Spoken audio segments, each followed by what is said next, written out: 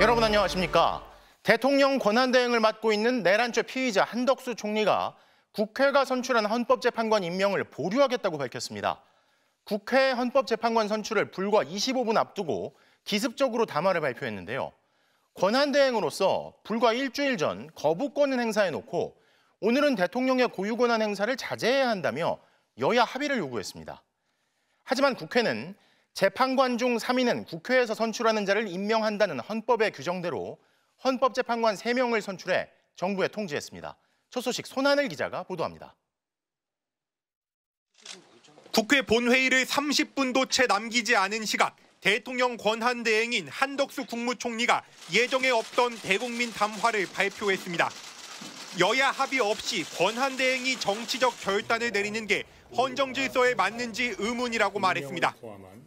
대통령의 중대한 고유 권한 행사는 자제하라는 것이 우리 헌법과 법률에 담긴 일관된 정신입니다.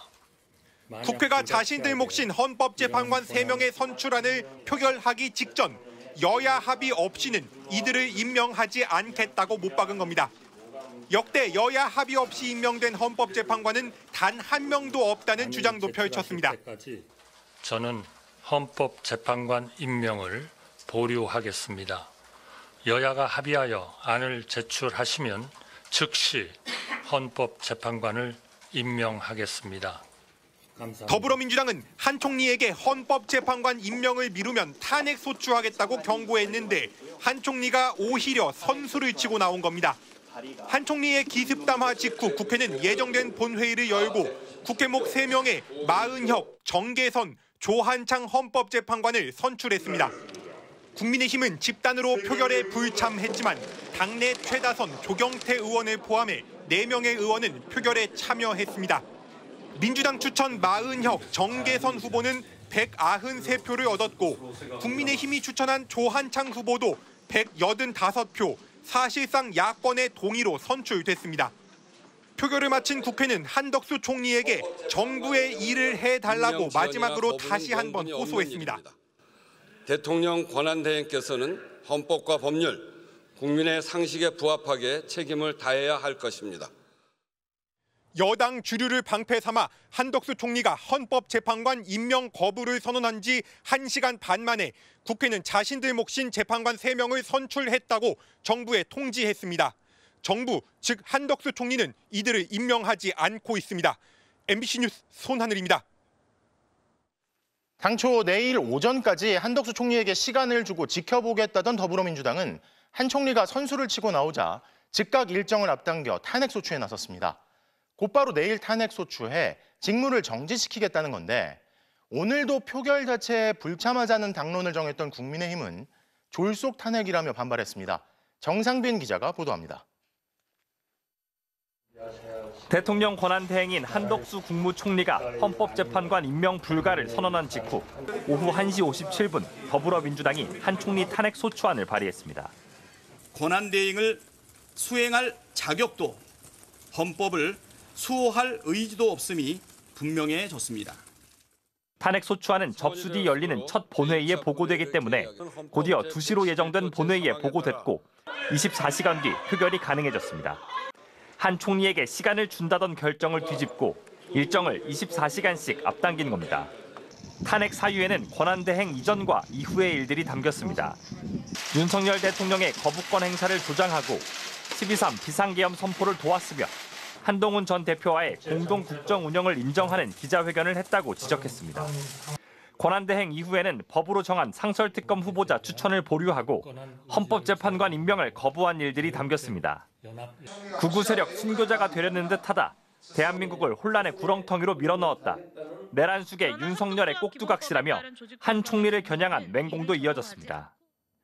한덕수 총리는 즉각 물러나십시오. 아니면 파묘하듯 당신을 대한민국 국정에서 파내겠습니다.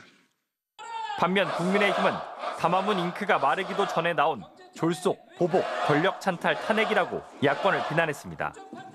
조기 대선 전국을 만들어 이재명 대표의 사법 리스크를 덮겠다는 수작을 국민들이 응징할 것이라고도 주장했습니다. 국정을 마비시키고 초토화시키는 민주당이야말로 내란 정치를 일삼고 있는 것입니다. 국회는 내일 오후 본회의에서 탄핵소추안을 표결에 붙입니다. 대통령 탄핵소추는 200명, 국무총리는 151명의 동의가 필요한데 과연 대통령 권한대행인 한 총리에겐 몇 명의 동의가 필요할지 우원식 국회의장이 1차 판단을 내릴 것으로 전망됩니다. MBC 뉴스 정상빈입니다. 오늘 헌법재판관 선출 표결에서도 국민의힘은 지난 윤 대통령 1차 탄핵 표결 때와 마찬가지로 집단 불참을 당론으로 정했죠. 하지만 4명의 이탈표가 나왔습니다. 국민의힘 내에서도 표결 집단 불참에 반대하거나 헌법재판관 임명이 시급하고 권한대행이 재판관을 임명해야 한다는 의견이 존재하는 겁니다. 김정우 기자의 보도입니다. 본회의장 여당 쪽 자리가 텅 빈 가운데 김혜지, 조경태, 김상욱, 한지아 4의원이 자리에 앉아 있습니다.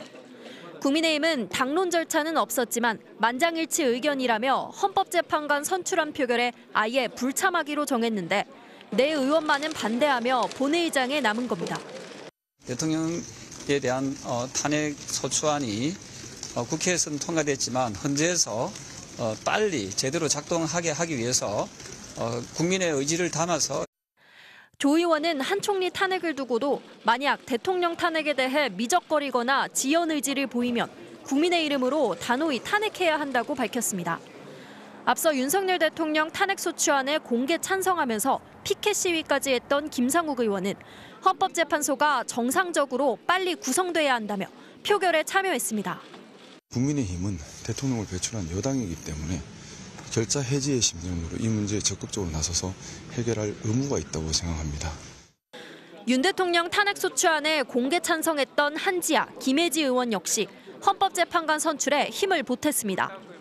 친윤 중심의 당 지도부가 헌법재판관 임명에 제동을 걸자 당내 친한동훈계 또는 소장파 의원들이 공개적으로 당 주류에 거스른 겁니다. 윤 대통령 탄핵소추안에 찬성했던 안철수 의원 역시 오전부터 헌법재판관을 임명해야 한다고 밝혀왔습니다. 표결에는 불참했지만 안 의원 측은 한 총리가 헌법재판관을 임명해야 한다는 소신은 똑같다고 전했습니다. 다만 헌법재판관 임명 동의안의 가결 요건은 재적의원 과반 출석에 출석의원 과반 찬성으로 이미 야당만으로도 단독 의결이 가능한 상황이라 일단 당의 입장을 존중한 것이라고 설명했습니다. MBC 뉴스 김정우입니다. 한덕수 대통령 권한대행의 재판관 임명 보류 발표에도 헌법재판소는 상반되는 입장을 고수했습니다. 헌법재판소의 입장과 재판관 후보자들의 발언을 예로 들며 대통령 권한대행이 국회가 선출하는 재판관을 임명할 수 있다고 밝힌 겁니다. 김현지 기자입니다. 헌법재판소는 국회 몫의 헌법재판관은 대통령 권한대행이 임명할 수 있다고 다시 강조했습니다. 이미 헌재가 밝힌 입장입니다. 대통령 권한대행이 그 재판소 재판관에 대한 임명권은 행사할 수 있다고 저희들은 헌법재판관 후보자 3명도 가능하다고 했습니다. 민주당이든 국민의힘이든 추천 정당이 어디냐와는 상관없었습니다. 대통령 권한대행은 선출된 인물을 헌법재판관으로 임명하는 것이 적절하다고 생각을 하고 있습니다. 만약에 임명을 하시지 않는다면은 좀 문제가 있지 않나. 당연히 임명하는 것이 맞다고 생각을 합니다. 헌법재판관 9명 중 3명은 국회가 지명해 대통령이 임명합니다. 지금까지 국회목 재판관에 대해 대통령이 임명을 거부한 적은 없습니다. 대통령 임명권이 형식적 임명권으로 해석되기 때문입니다. 학계의 이견도 없습니다. 대통령 권한대행이 오히려 정치적인 이유를 근거로 자신의 어떤 책무를 게을리한다는 거, 거부한다는 것은 국정 혼란, 헌정 혼란을 더 부추기는 결과입니다. 헌재는 내일로 다가온 윤석열 대통령 탄핵 심판 첫 변론 준비 기일에서 윤 대통령 측이 참석하지 않더라도 예정대로 진행하기로 했습니다. 현재 6인 체제에서 재판 준비에 속도를 내겠다는 겁니다. 부친상을 당한 김영두 재판관도 오늘 출근했습니다. 하여튼 저희로서는 제출된 자료를 가지고 재판을 준비를 하고 있고요. 헌재는 윤 대통령이 내지 않은 개헌포고령 1호 등 핵심 자료는 국회 측 대리인단이 제출한 것으로 대신하기로 했습니다. 윤 대통령 측은 아직도 변호인단 선임계를 제출하지 않고 있습니다. 내일 첫 재판 방청 신청은 2만 200여 명이 몰렸습니다. MBC 뉴스 김현지입니다. 앞서 보신 대로 한덕수 총리는 권한대행인 자신은 대통령의 고유 권한을 행사해서는 안 된다는 입장을 밝혔습니다. 하지만 한 총리는 최근 국회에서 넘어온 6개 쟁점 법안에 대해서는 거부권을 행사했죠. 가장 적극적인 대통령의 고유 권한을 행사해놓고 이제 와서 자신은 권한대행이라 헌법재판관을 임명 못한다는 앞뒤가 안 맞는 주장을 대국민 담화라는 식으로 펼치고 있는 겁니다. 이어서 이문현 기자입니다. 한덕수 대통령 권한대행 국무총리가 헌법재판관 임명을 대통령의 중대한 고유 권한이라고 했습니다. 그러면서 권한대행이 이런 고유 권한 행사를 자제하라는 것이 헌법과 법률에 담긴 일관된 정신이라고 주장했습니다. 불가피하게 이러한 권한을 행사해야 한다면 국민의 대표인 국회에서 여야 합의가 먼저 이루어지는 것이. 하지만 한 권한대행은 지난 19일 국회에서 올라온 양국관리법 등 6개 쟁점 법안에 대한 거부권을 행사했습니다. 가장 적극적인 대통령의 고유 권한을 행사해놓고 이제 와서 권한대행이라 못한다는 핑계를 댄 겁니다. 당장 우원식 국회의장은 한 대행의 주장을 정면 반박했습니다. 헌법재판관 9명 중 대법원장과 국회목 각 3명은 추천이 올라오면 대통령이 임명하는 형식적, 절차적 과정에 불과한데도 엉뚱한 주장을 펴고 있다는 겁니다. 임명 행위는 애초 여야 논의의 대상이 아닌데도 이를 합의해달라는 것은 사실상 안 하겠다는 것이고, 여권 내부에서도 한덕수 권한대행이 국회목 헌법재판관 3명을 임명해야 한다는 주장이 이어지고 있습니다. 여당 내 대선 후보로 꼽히는 오세훈 서울시장은 당당하려면 재판관을 임명하는 게 바람직하다고 말했고, 또 다른 대선 후보인 안철수 의원도 이미 대법원에서 문제 없다고 판단했다면서 한덕수 대행이 임명해야 한다고 밝혔습니다. 대권 주자인 유승민 전 의원도 국회 추천 재판관 임명을 당연히 해야 한다며 대통령다운 결정을 해야 한다고 촉구했습니다. MBC 뉴스 이문현입니다.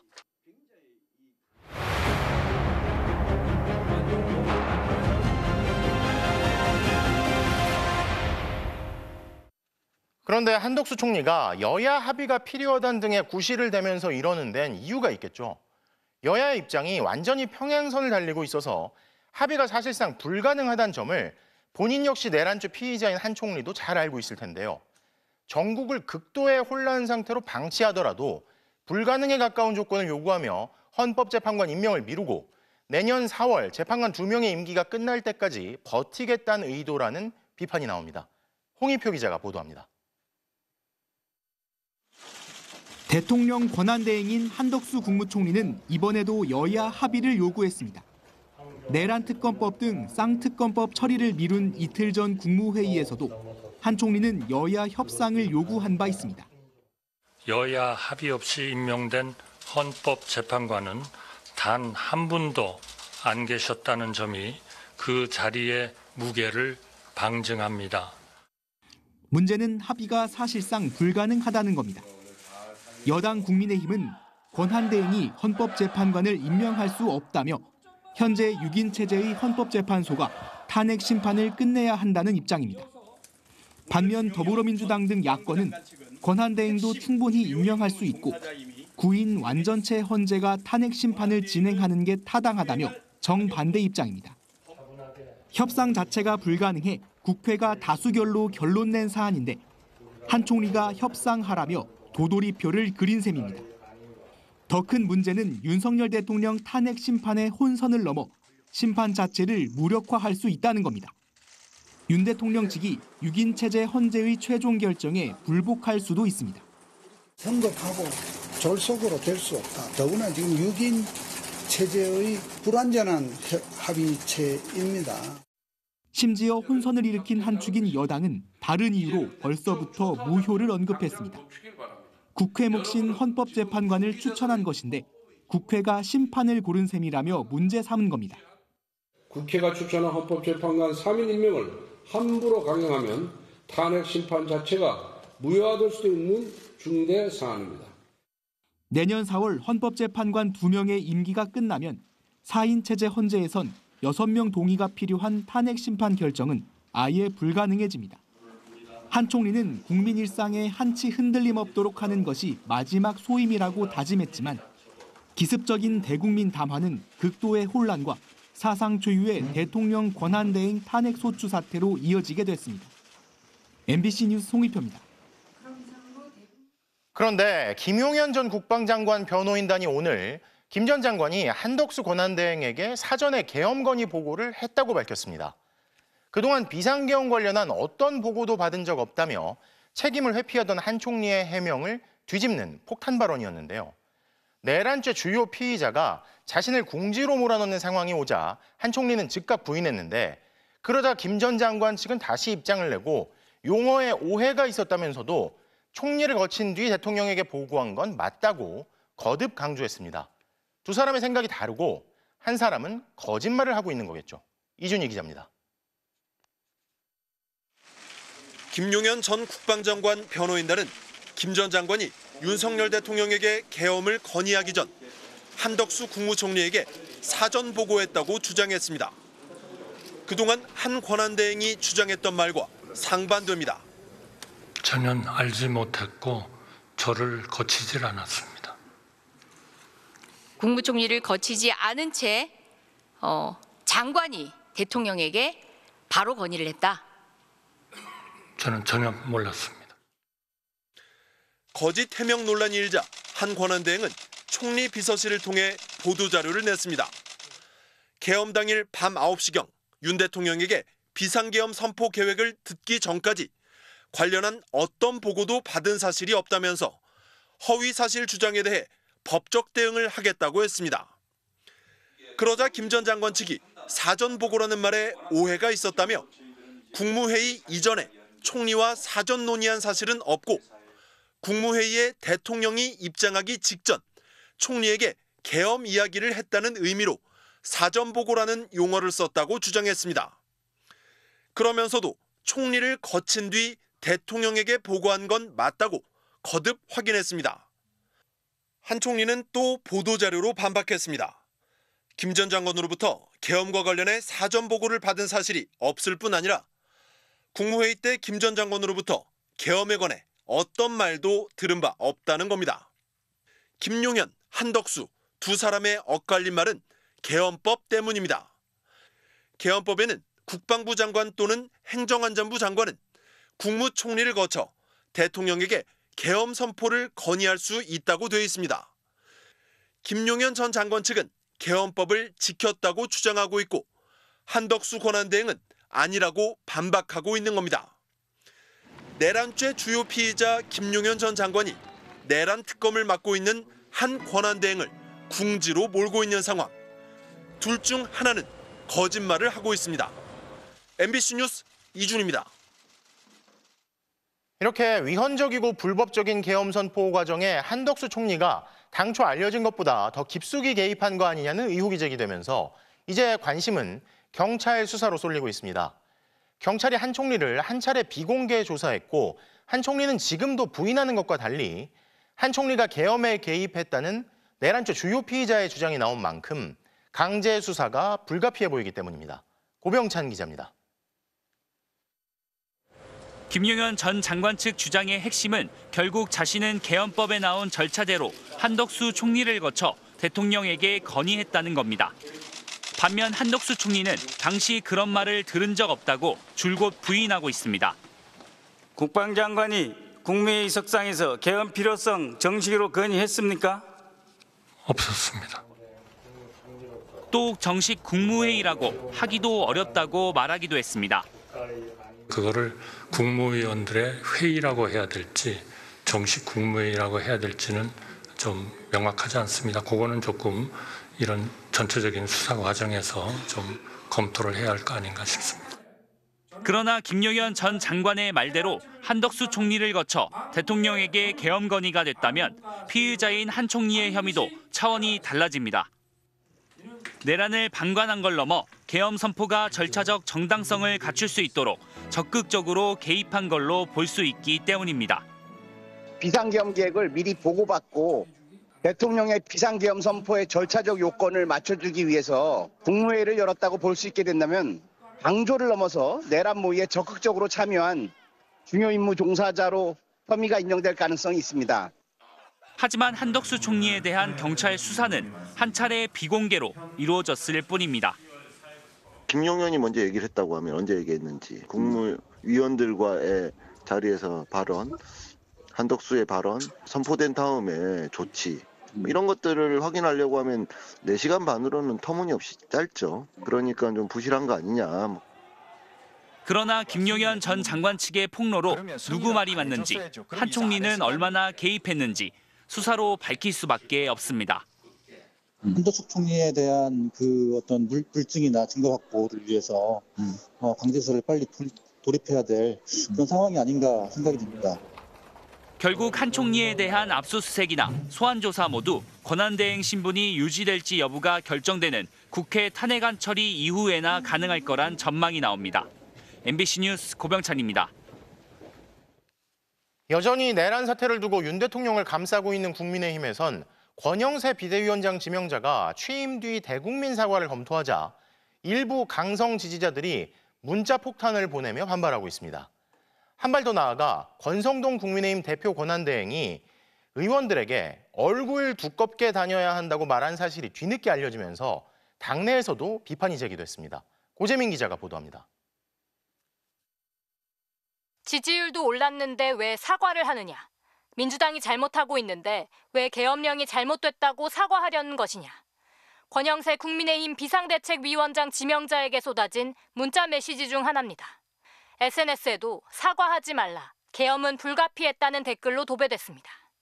권영세 지명자가 취임 시 대국민 사과를 하는 방안을 검토하자 오히려 사과해선 안 된다며 강성 지지자들이 반발한 겁니다.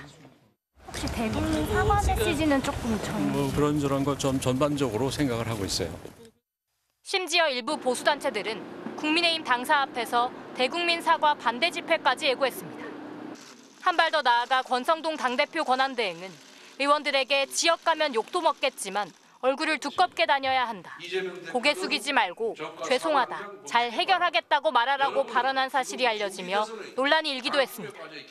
비판에 내색하지 말고 잘 경청하라는 취지였다지만 야당뿐 아니라 여당에서도 비판이 나옵니다. 하면 진짜 얼굴 두꺼운 거네. 그러니까 그렇게 얘기하면 안 되죠. 우리가 지금 국민들 앞에서 정말 죄송하다라고 얘기하고 사과하고 해야 되는데 얼굴을 두껍게 해야 한다 이러면서 단일 대우를 주문합니다. 이렇게 끝없이 논란을 야기해서 정치적 갈등과 사회적 혼란을 비상계엄은 고도의 통치행위라고 말한 윤상현 국민의힘 의원을 향한 의원직 제명 요구도 이어졌습니다. 계엄군이 헌법과 계엄법을 위반해 국회를 방해한 장면이 실시간으로 생중계됐는데도 이를 고도의 통치행위라고 말해 의원 자격이 없다는 겁니다. 상임위 회부까지 필요한 5만 명의 동의를 훌쩍 넘겼지만 제명안을 논의할 국회 윤리특별위원회는 아직 구성되지 않았습니다. MBC 뉴스 고재민입니다.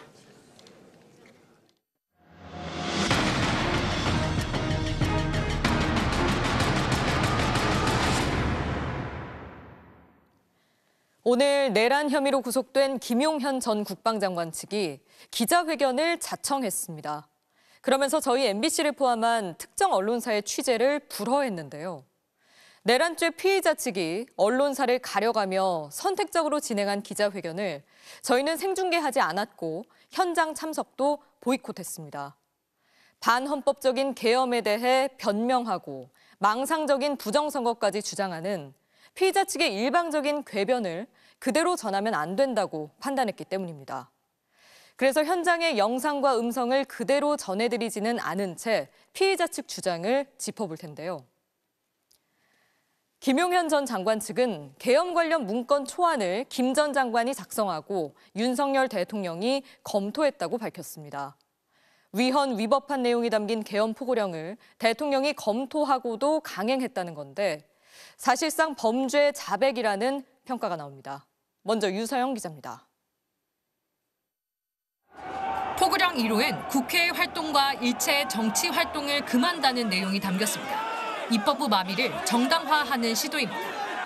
헌법과 계엄법상 비상계엄을 하더라도 계엄 해제권을 가진 국회에 대한 조치는 할 수 없습니다. 국회를 겨냥한 포고령이 내란 사태의 위헌 위법성을 입증하는 물증으로 꼽히는 이유입니다. 포고령에는 또 복귀하지 않는 전공의를 처단 대상으로 명시해 작성 배경에도 관심이 쏠렸습니다. 그런데 김용현 전 국방부 장관 변호인단은 계엄 포고령 등 계엄 관련 문건을 국방장관 지휘에서 김 전 장관이 초안을 작성했다고 밝혔습니다. 또 윤석열 대통령이 이를 검토했다고 했습니다. 윤 대통령이 위헌 위법투성이 포고령을 보고받고도 그대로 강행했다는 얘기입니다. 자백이거든요. 그 포고령에 분명히 국헌문란의 목적이 바로 드러나 있거든요. 그런 포고령을 자기들이 썼다라고 하면서 내란의 고의가 없었다고 이야기하는 거는 이 내란죄를 잘못 이해하고 있는 것 같아요.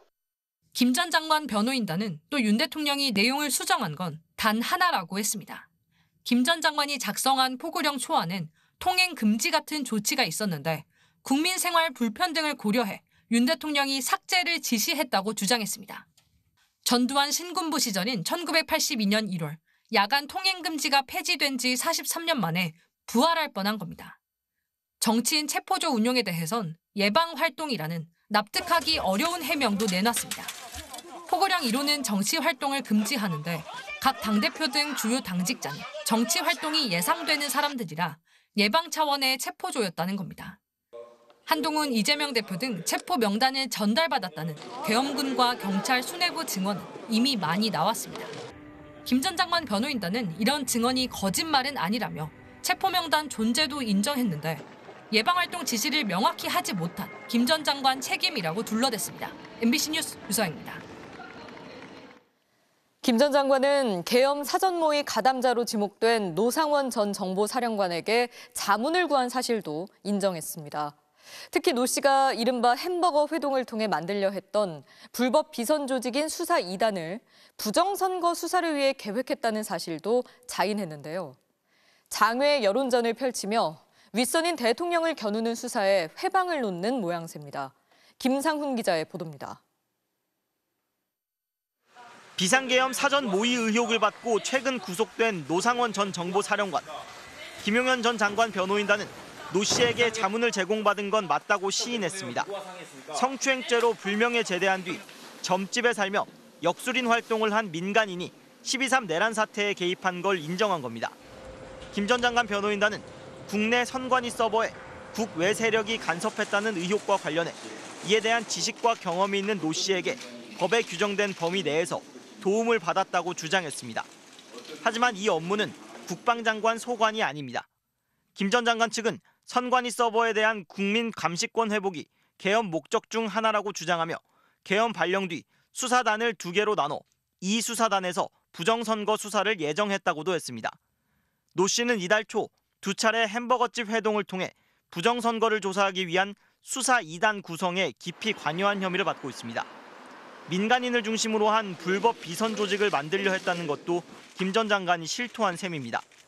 또 일부 극우 유튜버들이 주장하는 부정선거론의 신봉자들이 이번 계엄을 주도한 것도 다시 확인된 겁니다. 김 전 장관 측은 윤 대통령과 노상원 씨 관계는 부인했습니다. 하지만 검찰 수사가 오히려 내란이라며 진술을 거부하고 있는 김 전 장관이 수사에는 응하지 않으면서 변호사만 내세워 장외 여론전에 나서는 건 윤 대통령과 닮은 꼴입니다. 검찰은 이번 내란 사태 관련자 중 처음으로 김 전 장관을 이르면 내일 재판에 넘길 예정입니다. MBC 뉴스 김상훈입니다. 김용현 전 국방장관의 변호인들은 부정선거 음모론을 매개로 일종의 카르텔을 형성하고 있습니다. 극우 인사인 전광훈 목사는 김 전 장관에게 이들을 보낸 게 본인이라고 말하기도 했습니다. 이용주 기자입니다. 구속된 김용현 전 국방부 장관의 법률 대리인인 이하상 변호사. 더불어 빨갱이놈들이 지금 내년 총선에서 200석을 먹어버리겠다라고. 부정선거 음모론자들의 단골 소재인 사전투표 조작 가능성을 주장해왔습니다. 3분의 2가 필요하면 부정선거를 통해서 사전투표 수를 위조해서 200석을 만들어낼 수가 있죠. 얼마든지 만들어낼 수가 있죠. 올해 4월 총선에선 부정선거 의혹 전도사로 통하는 민경욱 전 자유한국당 의원을 지지했습니다. 그동안 그 중앙선관위 때문에 마음 상하신 우리 자유시민 여러분들 많으신데요. 우리 그 민 대표님 적극적으로 지원해 주십시오. 국회만 들어가시면 중앙선관위 다 조져놓겠다고 말씀하셔서 아주 기대가 됩니다. 유승수 변호사는 별도의 조직까지 꾸려 각종 선거 무효 소송 등을 제기했습니다. 사전투표부터 개표까지 며칠이 걸린다. 그동안 선거관리위원회가 그 투표함이든 투표든 마음대로 해서 개표 결과를 결국엔 조작해서 선거를 기획하겠다라는 아주 악의적인 발상 그리고 악마짓거리를 계속하는 것에 불과하지 않습니다.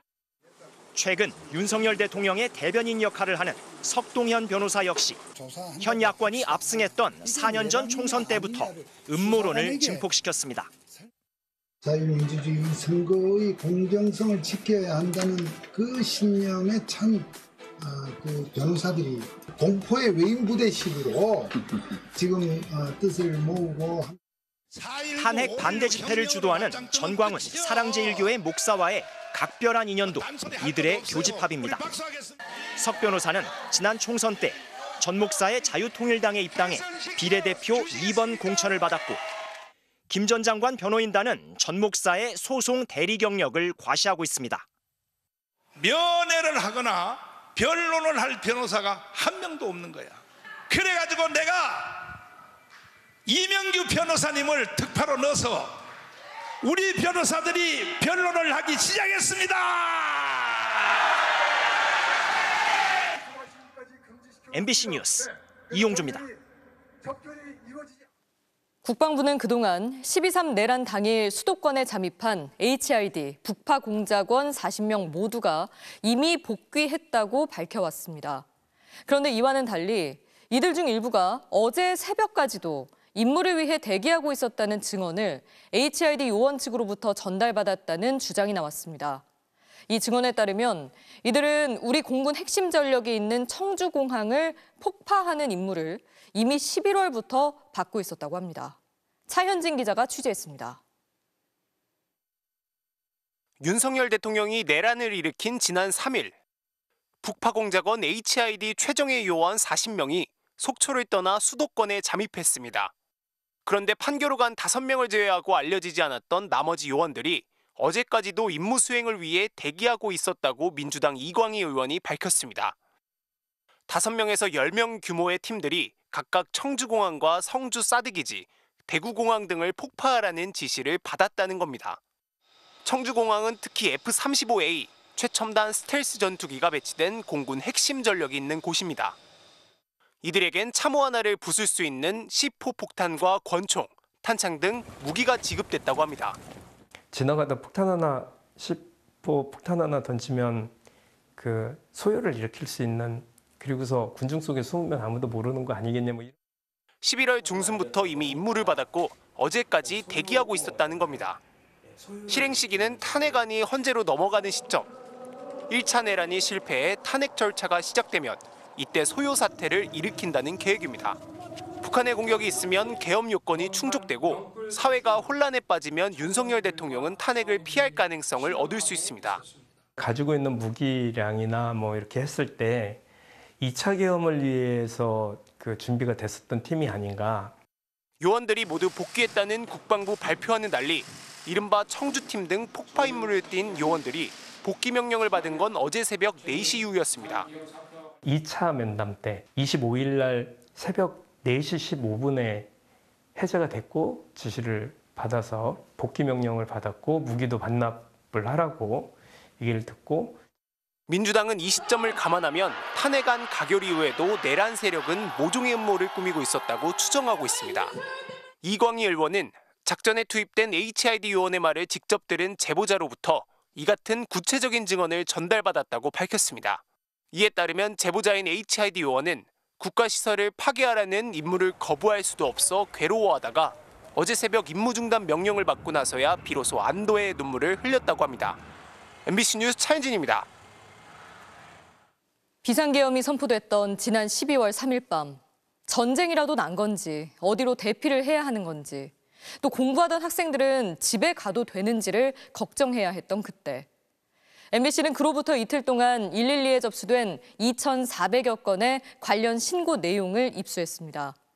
그날 시민들의 목소리는 윤석열 대통령에 의해 우리 사회가 어떤 혼란과 공포를 겪었는지 생생하게 보여주고 있습니다.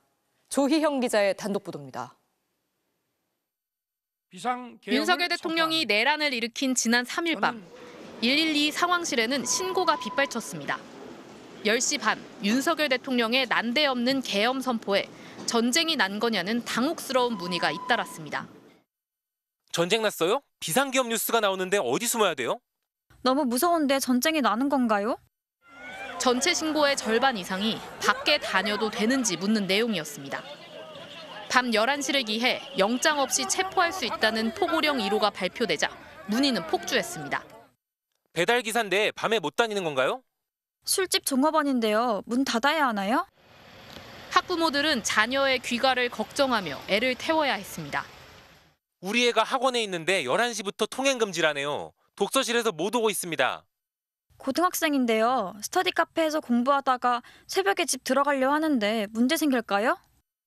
대중교통은 다니는지, 출근은 할 수 있는 건지 시민들의 불안은 극도로 치솟았습니다. 경찰은 확인 중이라며 뉴스를 예의주시하라는 안내만 반복하다 국방부나 정부 민원 콜센터에 문의하라며 발을 뺐습니다. 국회에 군이 투입되던 밤 11시 반쯤 다시 신고가 폭주합니다. 경찰이 국회를 막습니까? 할 짓이 없습니까? 군인이 지금 위법하게 진입하고 있는데 출동을 부탁드립니다. 특이하게도 이 시각 국민의힘 권성동 의원 강릉 사무실은 우발적인 사태가 벌어질 수 있다며 사무실 인근에 경찰 배치를 요청했습니다. 비상 소집령을 받고 당황한 군인들도 112 상황실로 몰렸습니다. 제가 군인인데 비상계엄으로 동료를 깨워야 하는데 전화를 안 받습니다. 거주 호수를 모르는데 방법이 없나요? 제가 예비군 7년 차인데 갑자기 끌려가나요? 이날 112 상황실에는 윤석열 대통령을 잡아가라는 신고 10건이 접수됐습니다. MBC 뉴스 조희영입니다. 노상원 씨는 자신의 수첩에 이른바 수거 대상과 이들을 수용하고 처리할 방법까지 적어놨는데요. 수방사 벙커 말고도 이들을 잡아 가두려고 했던 제2의 비밀 수용소가 있었습니다. MBC는 이 장소가 국회에서 멀지 않은 곳에 위치한 한 주택가 건물이라는 사실을 단독으로 확인했습니다. 이덕영 기자가 다녀왔습니다. 노상원 전 정보사령관은 수첩에 정치인, 언론인, 종교인, 노조, 판사, 공무원 등을 수거 대상으로 적었습니다. 수첩엔 이들을 체포한 뒤 수용할 방법에 대해서도 언급돼 있다고 경찰은 밝혔습니다. 그런데 MBC 취재진은 수방사 벙커 말고도 제2의 구금시설이 또 있다는 사실을 확인했습니다. 직접 찾아가 봤습니다. 서울 신길동의 평범한 주택가. 국회에서 불과 2.5km, 차로 5분밖에 걸리지 않는 곳입니다. 이곳의 안을 들여다볼 수 없게 높은 담장과 철책으로 둘러싸인 비밀스러운 건물이 등장합니다.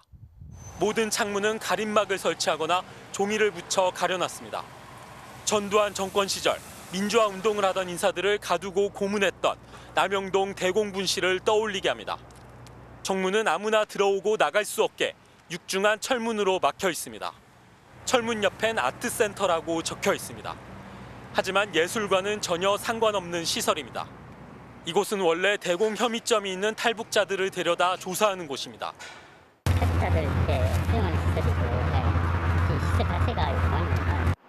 노상원 씨가 만든 비선 조직인 정보사 수사 2단은 이곳을 체포한 사람들을 가두고 신문하는 장소로 쓰려고 했습니다. 노상원 씨가 여기다가 수사 2단 신문실 만들려고 했다고 들어가지고 와봐. 저는 그런 거는 알지 못하고요.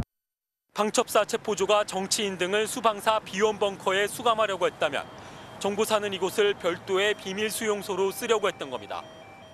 또 그 수첩에 관련돼서도 국방부가 알고 있는 것은 없습니다만 관련 시설이 있거나 하진 않는 것으로 압니다.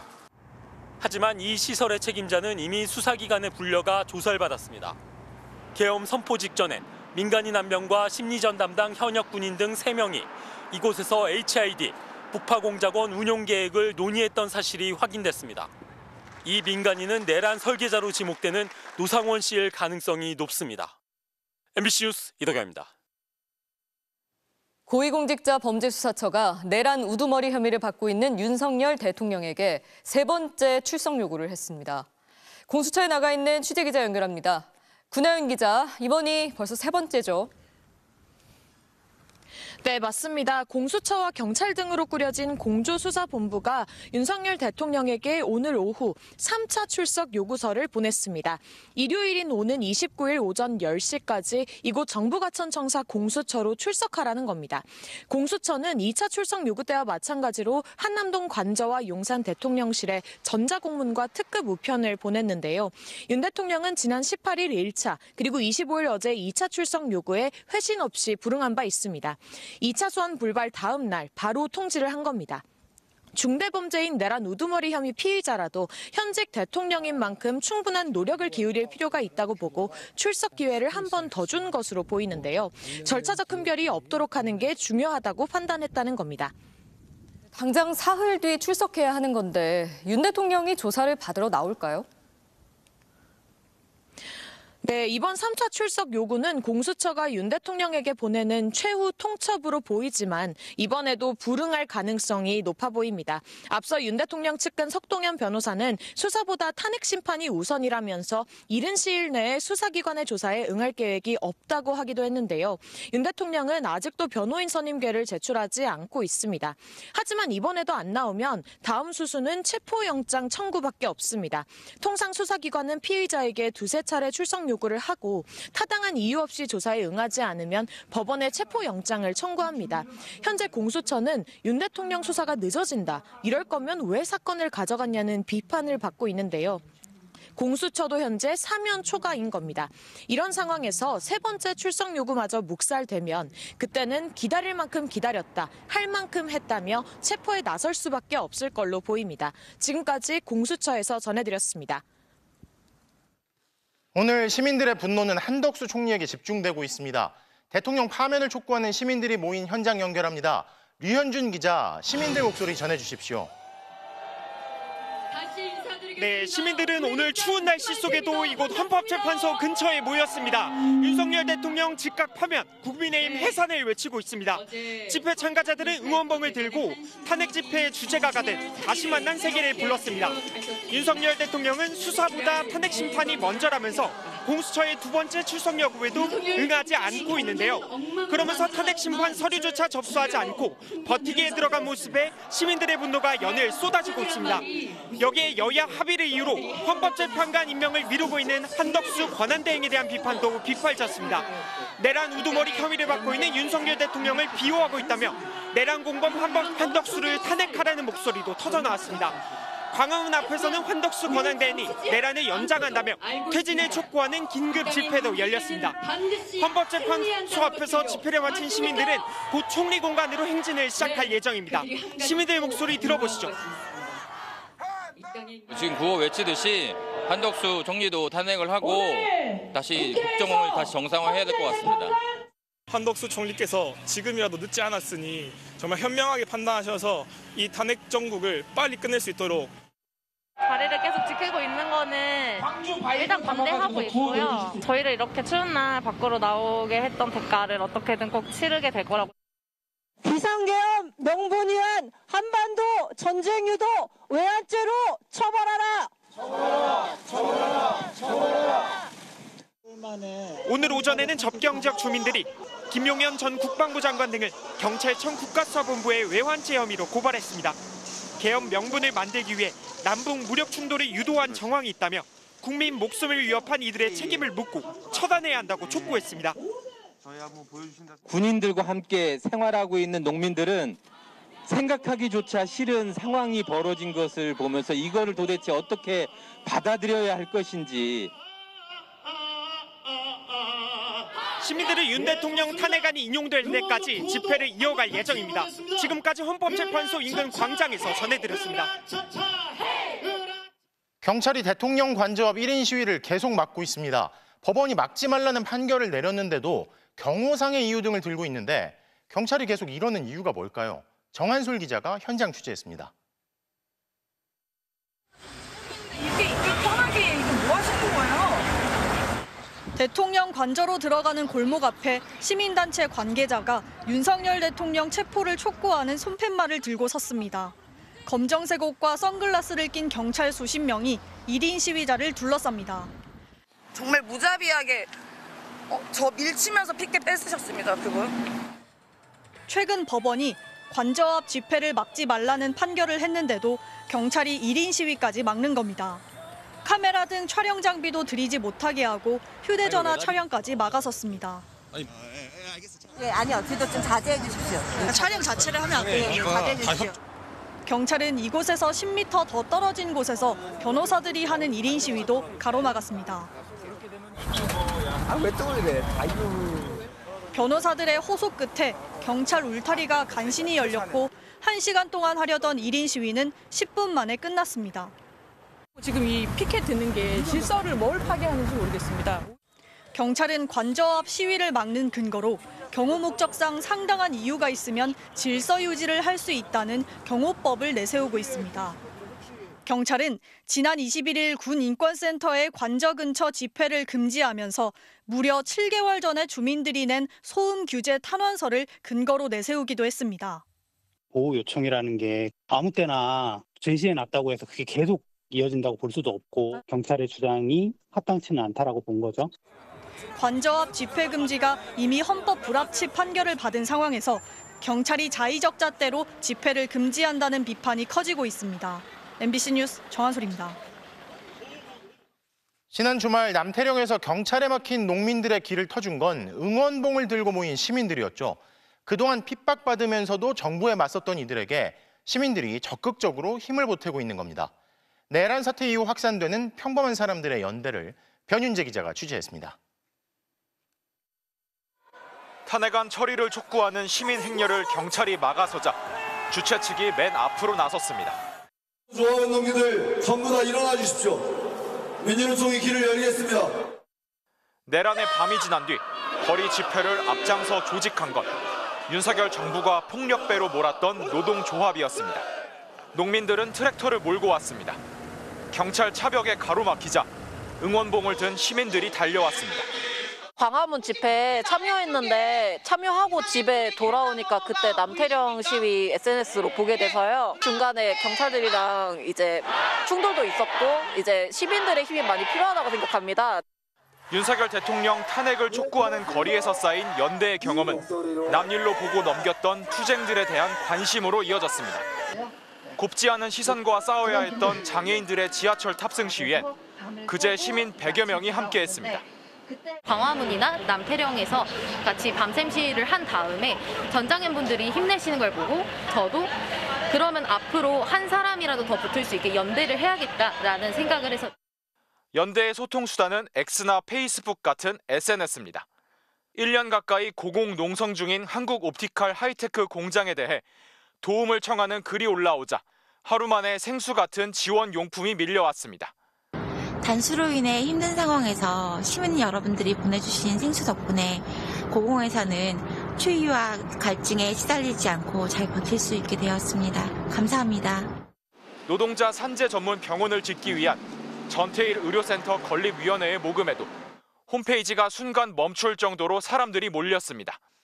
여러 결의 연대들이 단지 하나의 결과적인 현상으로서뿐만 아니라 지금 우리 사회가 직면해 있는 국가적인 위기를 잘 극복한 뒤에 우리 사회가 어떤 방향으로 나아가야 할지, 어떤 개혁이 필요한지를 말해주고 있는. 윤석열 대통령이 만든 민주주의의 위기를 시민들은 오히려 공감과 연대를 넓혀가는 전환점으로 삼고 있다는 분석입니다. MBC 뉴스 변은재입니다. 사악한 용이 자리 잡은 곳, 용산. 용산의 이무기가 나라의 주인인 국민을 향한 반란을 저질렀다. 12.3 내란 사태를 성경 속 이야기에 빗댄 천주교 신부의 시국 미사가 화제가 되고 있습니다. 김용태 마테오 신부를 직접 만나봤습니다. 문은성 기자입니다. 대전에서 열린 천주교 시국 미사. 성경 속 이야기를 소개하는데 용산이 등장합니다. 묵시록의 이 사악한 용이 자리 잡은 곳, 그곳을 우리는 용산이라 부릅니다. 12.3 계엄을 비판한 발언이 뒤를 잇습니다. 그런데 이 용이란 표현도 가당치 않은 용산의 이무기, 그자가 지난 12월 3일 밤에 뭐라고 표현할까 고민을 많이 했습니다. 사전도 찾아보고 발광을 하였습니다. 당시 시국미사를 집전했던 김용태, 마테오 신부를 만나봤습니다. 윤석열 대통령 취임 직후 대통령실을 용산으로 옮길 때부터 이 성경 이야기가 떠올랐다고 했습니다.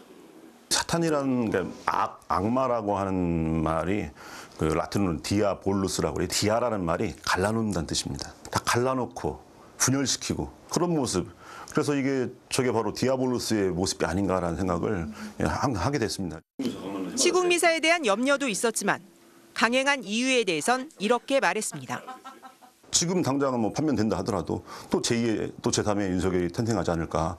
좀 본질적인 것들, 그런 문제점을 그것을 청산해야 된다라는 차원에서 이번 시국미사의 가장 초점이 검찰 개혁이었습니다. 한국 첫 가톨릭 사제인 김대건 신부의 유일한 후손이기도 한 김 신부는 나라의 주인이 국민이 돼야 한다는 본질을 우리 삶에 끊임없이 되새겨달라고 당부했습니다. MBC 뉴스 문은성입니다. 오늘 인사청문회가 진행된 마용주 대법관 후보자 역시 한덕수 권한대행에게 헌법재판관 임명권이 있다고 밝혔습니다. 12.3 비상계엄에 대해선 선포 요건에 해당되지 않고 대통령도 내란죄로 처벌할 수 있다는 법 해석을 내놨습니다. 조재영 기자입니다. 헌법재판관 후보자 인사청문회에 이어 마용주 대법관 후보자 인사청문회에서도 여당 의원석은 텅 비었습니다. 국민의힘이 대통령 권한대행인 국무총리는 헌법재판관, 대법관을 임명할 권한이 없다고 주장하며 거듭 절차에 불참한 겁니다. 하지만 헌법재판관 후보자들에 이어 마 후보자까지 최고 법률 전문가들은 한 목소리로 한덕수 국무총리에게 임명권이 있다는 해석을 내놨습니다. 제가 이해하는 헌법 규정과 헌법 내용에 비춰보면 국회 선출 몫인 헌법재판관 3인에 대해서는 임명권자가 임명을 해야 되는. 대법원 수석재판연구관을 지낸 마 후보자에게 12.3 내란 사태에 대한 견해를 묻는 질의도 이어졌습니다. 마 후보자는 윤석열 대통령이 12.3 비상계엄 명분으로 내세운 국회의 폭주, 부정선거 의혹은 계엄 요건에 해당하지 않는다. 비상계엄도 사법심사의 대상이 될 수 있다. 또 대통령 역시 내란죄의 주체가 될 수 있다고 답변했습니다. 비상계엄을 선포한다고 하길래 순간 생각은 AI 기술이 뛰어나고 KBS가 해킹을 당했다고 생각했습니다. 국회 활동을 금지한 계엄 포고령 내용은 위헌이라고도 답했습니다. 박근혜 전 대통령의 뇌물죄와 윤 대통령의 내란죄를 비교해달라는 주문엔 위반한 법률 내용이나 모든 게 윤 대통령이 더 무겁다며 비교 자체가 불가능하다는 데 동의했습니다. 마 후보자는 중도 보수 성향으로 분류되는 조희대 대법원장이 추천한 후보입니다. 권한 대행 체제인 현 정부는 임명권 행사에 여야 합의가 필요하다고 주장하고 있어 헌법재판관에 이어 대법관 역시 공석 사태가 이어질 수도 있습니다. MBC 뉴스 조재영입니다.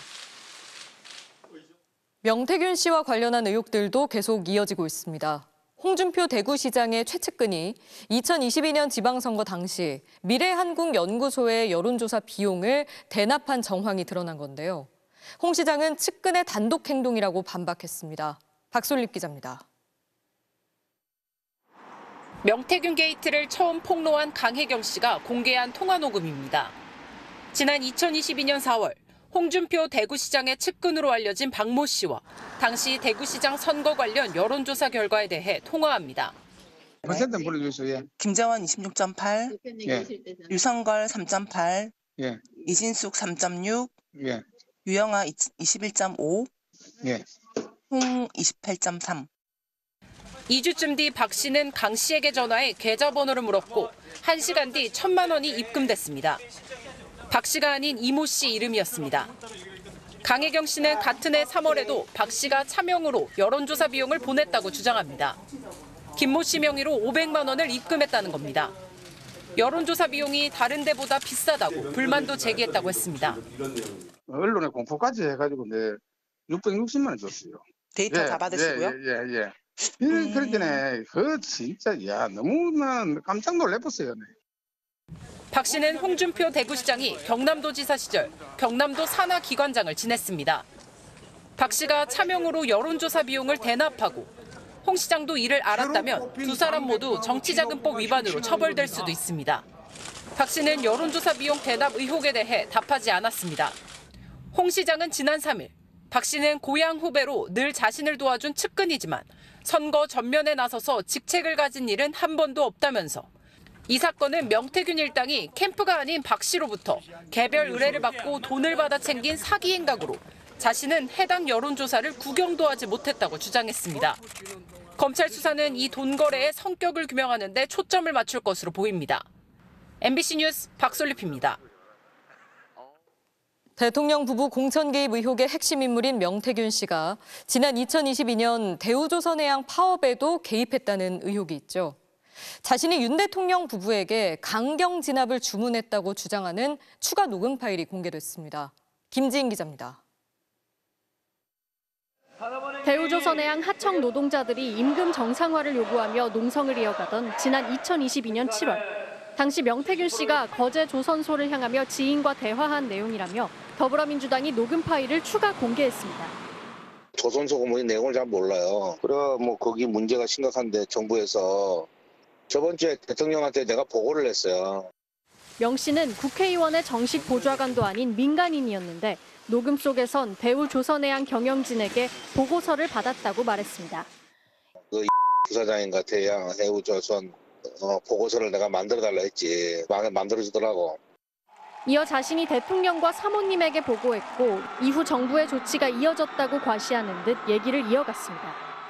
강경 진압하라고 사모님하고 다 보고를 했어. 대통령하고 보고를 해달라 해서 보고했고 그다가 보고하고 나서 한덕수 총리가 긴급 소집한 거 아니야. 보고하니까 바로 그날 바로 긴급 소집을 하대. 한동훈 검찰총장하고 법무부 장관하고 다 불러가. 민주당은 명 씨의 발언대로 당시 7월 14일 한덕수 총리 주재회의가 열렸고 이어 당시 한동훈 법무장관이 참여한 합동 담화문을 발표했다고 설명했습니다.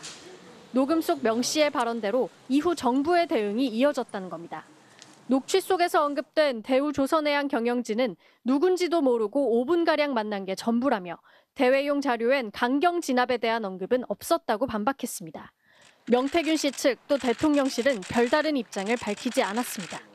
MBC 뉴스 김지인입니다.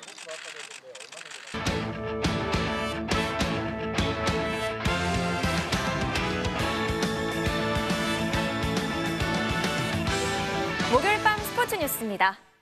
네, 올해 KLPGA 대상을 차지한 윤이나 선수가 내년 LPGA 진출을 앞두고 출사표를 던졌습니다. 내년의 신인왕 그리고 언젠가는 세계 랭킹 1위를 노리겠다는 포부도 밝혔네요. 박재훈 기자입니다. 2년 전 다른 선수의 공으로 경기를 진행한 오구 플레이를 뒤늦게 인정해 출장 정지 3년의 중징계를 받았던 윤이나. 올 초 재심 끝에 징계가 절반으로 줄어 솜방망이 처벌이라는 비판 속에서도 윤이나는 KLPGA 대상과 상금왕, 최저타수상 등 3관왕을 휩쓸며 화려하게 복귀했습니다. 그리고 지난 11일 끝난 퀄리파잉 시리즈에서 8위로 LPGA 투어 진출권을 따내며 다사다난한 한 해를 마무리했습니다. 내년에 LPGA 투어에서 제가 경기할 수 있다고 하니 너무 기쁘고 너무 설레입니다. 미국 진출을 대비해 스폰서와 용품 교체를 논의 중이라는 윤이나는 LPGA 첫 시즌 목표도 밝혔습니다.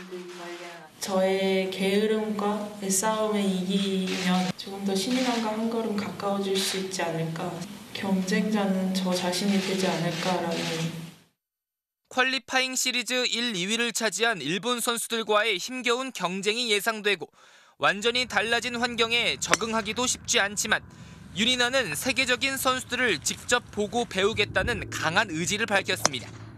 이번에 큐스클을 치르면서 가장 크게 느꼈던 건 쇼게임 부분이었어요. 한국과 다른 잔디였고 진영 언니랑 한번 경기를 해보고 싶어요. 넬리코다 선수랑 같이 한번. 다음 달 미국 댈러스에 베이스 캠프를 꾸려 새로운 골프 인생을 준비하는 윤이나. 팬들의 예상을 깨고 선택한 새 도전에 후회는 없습니다. 네, 장기적으로 봤을 때 세계 랭킹 1위를 꼭 해보고 싶고 올림픽에서 금메달 따는 게 저한테는 정말 욕심나는 타이틀입니다. MBC 뉴스 박지영입니다. 대한체육회장 선거에 출마한 유승민 전 탁구협회장이 선거운동에 돌입했는데요. 단일화 없이도 당선 가능성이 높다고 자신했습니다. 기호 3번 어깨띠를 두르고 나선 유승민 대한체육회장 후보. 이른바 반이기흥 후보들의 단일화가 불발돼 경쟁이 쉽지 않다는 평가가 나오는데요. 그럼에도 2016년 당시 IOC 선수위원 선거를 떠올리면서 자신감을 보였습니다. 특히 지난 2004년 아테네 올림픽 탁구 단식 결승전을 떠올리며 의지를 다졌습니다. 우리 왕하오 선수랑 결승을 했던 아테네 올림픽 때도 많은 분들이 쉽지 않을 거라는 예상을 하셨습니다. 절대 왕하오보다 세진 않습니다. 역대 가장 많은 6명의 후보가 출마하는 이번 체육회장 선거는 다음 달 14일 치러집니다. K리그1 강원의 돌풍을 이끌고 최고 지도자로 뽑혔던 윤정환 감독이 내년부터 K리그2 인천에서 새로운 도전에 나서는데요. 처음 강등을 당한 인천을 1부 리그로 올려놓겠다고 약속했습니다. 손장훈 기자입니다. 강원을 창단 후 최고 순위인 K리그1 2위에 올려놓고 감독상까지 받았던 윤정환 감독. 그냥 협의 중이라고 말씀을 드릴 수 있을 것 같고 좋은 결과도 냈고 거기에 대한 평가를 해주시지 않을까 그렇게 기대하고 있습니다. 시상식 당시에도 난항을 겪던 재계약 협상이 결국 결렬되자 윤정환 감독은 아예 깜짝 도전에 나섰습니다. 창단 첫 2부 리그 강등을 당한 이정용, 김훈중 감독 영입을 검토했던 인천의 지휘봉을 잡았습니다. 이렇게 2부 팀을 다시 새롭게 만든다라는 것은 큰 도전이고 승격이라는 것을 달성하기 위해서 선택을 했다고 보시면 될 것 같습니다. 이유는 간단했습니다. 인천의 잠재력을 높게 평가했기 때문입니다. 이 팀의 가능성을 볼 수 있었기에 마음이 움직였다라고 얘기를 할 수 있겠죠. 조금 더 젊은 선수들이 더 눈에 들어오지 않을까. 전임 감독과 계약 해지 과정에서 잡음이 일어 팬들이 반발하는 어수선한 상황이지만 강력한 압박과 빠른 공격 축구로 목표를 이루겠다고 약속했습니다. 2부 팀 승격은 일본에서의 그런 경험이 있었고요. 역동적인 축구라든지 전방 압박 그런 부분을 짧은 시간 안에 빨리 입힐 수 있도록 하는 게 최우선인 과제라고 좀 보고 있습니다. 취임 기자회견과 동시에 첫 훈련을 시작한 윤정환 감독은 다음 달 2일부터 태국에서 본격적인 담금질에 돌입합니다. MBC 뉴스 손장훈입니다. 경기 도중 상대 감독을 조롱하는 듯한 행동으로 논란을 일으킨 흥국생명의 다니엘레 코치에게 3경기 출전 정지와 제재금 300만 원의 징계가 내려졌습니다. 지난 17일 경기였죠. 흥국생명의 다니엘레 코치가 갑자기 뒷짐을 지고 상대 진영에 넘어가 고이진 감독을 조롱하는 듯한 행동을 해 논란이 일었습니다. 결국 배구연맹 상벌위원회가 소집돼 직접 출석했는데요. 상벌위는 다니엘레 코치의 행위가 경기 중 일어나선 안 되는 부적절한 행위라며 3경기 출전 정지와 제재금 300만 원의 징계를 내렸습니다. 다니엘레 코치도 공개적으로 사과의 뜻을 전했습니다. I follow the punishment of Kovo. My apologize for Kovo, for Jackie J. Respart, for Jackie J's coach Eugene, and all the fan. I'm so sorry. 설마 하는 슛도 넣는 게 스테판 커리인데요. 르브론 제임스 앞에서 동물적으로 성공시킨 이 3점 슛 한번 보시죠. 목요일 밤 스포츠 뉴스였습니다.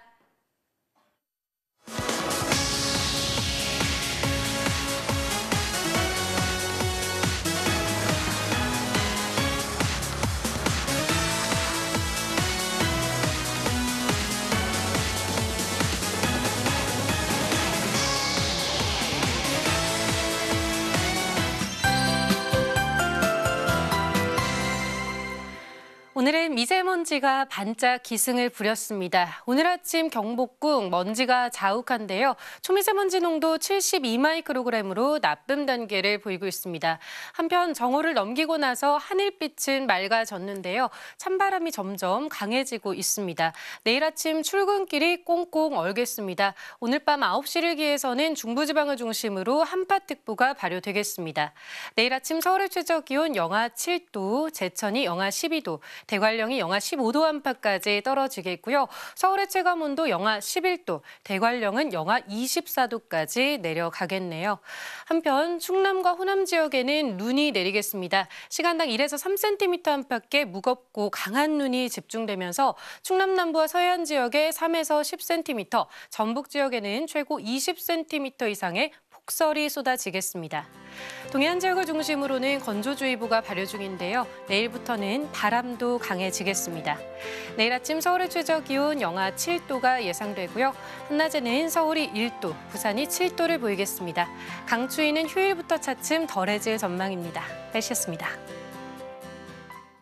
국회 합의가 필요하다는 소리를 하고 막아서는 건 지금이 아니라 내란 사태가 일어나기 전 대통령에게 했어야 마땅합니다.